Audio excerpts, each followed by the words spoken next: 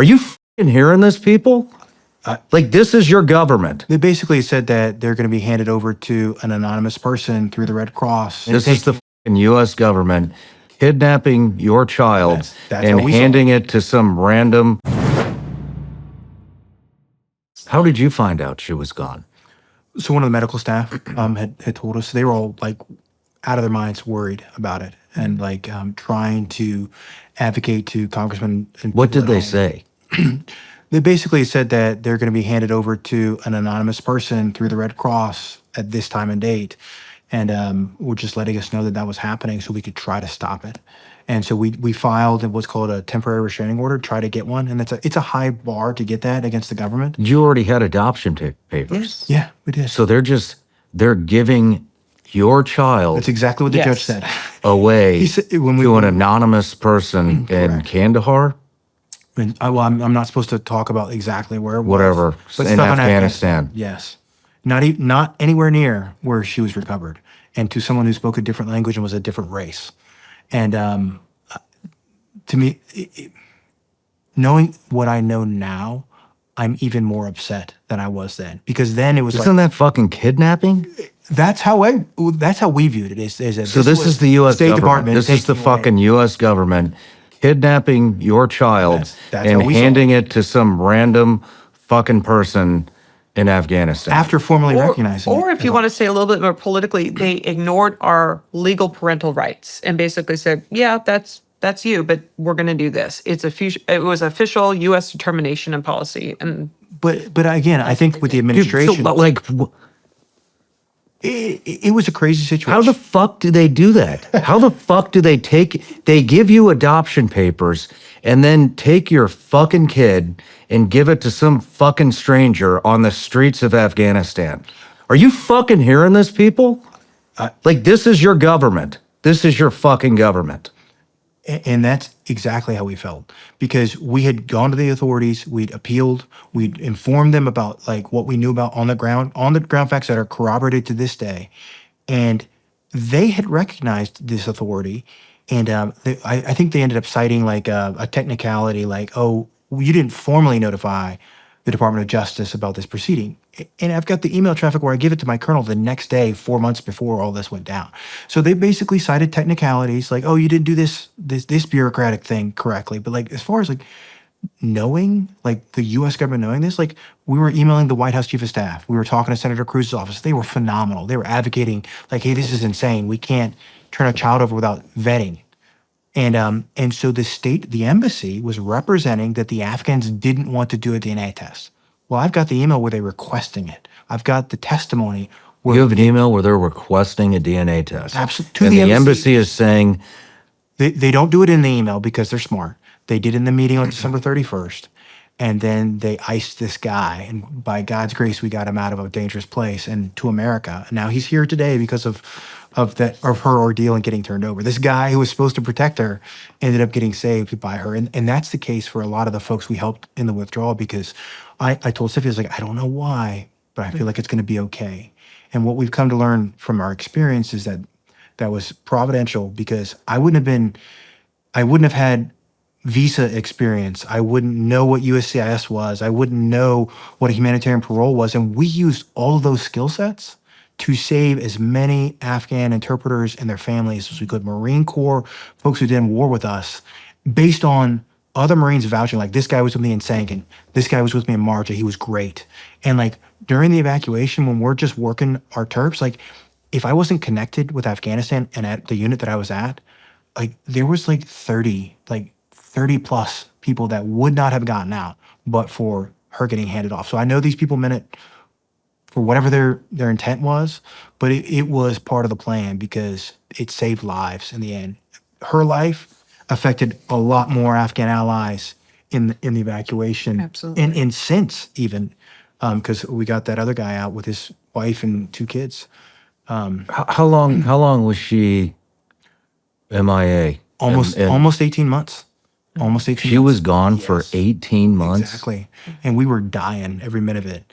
Because and that kind of segues pretty nicely into the next portion of the story is she's gone. Like, So like a 45 day old? Well, she was that she was point. 5 months old at that point, Okay. and she'd been A raised by, 5-month-old baby was dumped is in Afghanistan. gone for a year and a half And so to some random some man.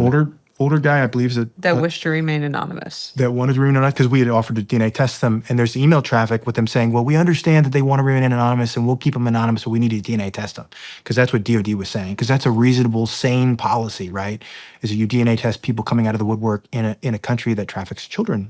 Like that's not a hard call, right? It was no question in our mind that that was our requirement from DoD. But that got dropped by state and then reported up the chain as the Afghans didn't want to do it or it wasn't part of their process, I think was the white lie they used. How high up does this go? Who's running state? I think it just went up to the embassy was the one generating bad information for the administration. I believe that got passed on because the main lies was the DNA testing wasn't part of the Afghan process, which is technically true, but they're asking you to do it. So is it true? Not from this guy's where I said, if the United States lead agency, which was DOD, said, we commit to DNA testing any potential family members in the best interest of the child. And you're in a train, advise, assist mission where you're supposed to train them how to have run a country, how to provide security, stability, that type of thing. We're trying to train, advise, assist them to do the right thing. And DOD did that. We were like, hey, the best interest of the child, you got a DNA test, we'll terrorist vet and let them know of our medical concerns and offer free medical care in the US. That was DOD's policy for months. And we were fine with that policy because it's rational. Where we differed from the US government was when they're like, oh, we don't want to interrupt the peace deal, so we're not going to require these things. Or we cannot, like what the State Department will do is like, if they want to do something, they'll say, they'll come up with justification. But if they don't, they'll just cite international law and kind of hand wave it. The peace deal between us and the Taliban, is that what you're talking about? Why does the Taliban give a shit about a baby? No, most of the Afghans were totally on board with sending her to the U.S. They're not. So how would this interrupt the peace deal? I agree. It doesn't. I mean, she was living proof it was not worth the paper it was written on. But outside of her, being proof that the conditions weren't being met, to allow Al Qaeda to use Afghan soil, I mean, there wasn't. This was a manufactured crisis by the embassy. And I want to hit on something. You said, how did she get turned over? She got turned over by a series of letters that the embassy, quote, received. And they had factual statements in them that were drafted by the embassy that were not true. It said that the Afghans had confirmed there was family and that they didn't want to do a DNA test and that they're demanding her back. And so we actually had the man who signed those letters, his testimony is in evidence in our board of inquiry. The minister who was in a third country when he testified, but that was provided by the government in our board of inquiry, his testimony. And this guy can't read, write, or speak English. Okay? He signed this document. In his testimony, he contradicts. He says, well, the baby's really little. We can't determine where it's from or if it's an Afghan citizen or not. But the letter says it's an Afghan citizen.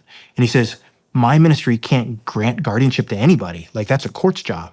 But the letter says they granted custody. Like, everything that the embassy needed it to say, they just put in there and had this guy who can't read English sign it and send it to us. And then when we threatened to sue, there was a demand letter that came from this same guy who doesn't speak English in perfect English. And it uses terms like next of kin, which is not an Afghan saying, right? And it's literally a demand letter saying, why was the transfer delayed last week? And like, it was trying to rush the American decision-making cycle. And this child protection specialist that we got to America, he said that was drafted by U.S. Citizenship Services, an employee in that department, sent by WhatsApp for them to send back to the embassy to pretend like it was an arm's length transaction. It was an Afghan demand. So like, the Afghans were doing whatever the American in charge was having them do. And this was a U.S. embassy decision, and they did a fake crisis for the benefit of the administration to deceive them. And I mean, I've got the email traffic, and it's got the Word doc of who drafted it at the embassy. I don't have the demand letter. Who drafted it? It was the guy in American Citizen Services. He was You want to throw his name out there? Oh, I don't think he was. I think he was doing it at the direction of the deputy. Who gives chief, a shit? Deputy chief of mission. Well, he's an Afghan. He was. I don't want to put him at risk. But I have Speaks the. perfect English. Yeah, he does speak perfect English, and like I said, I think he's following orders because. But here's the fun I part. hate that excuse.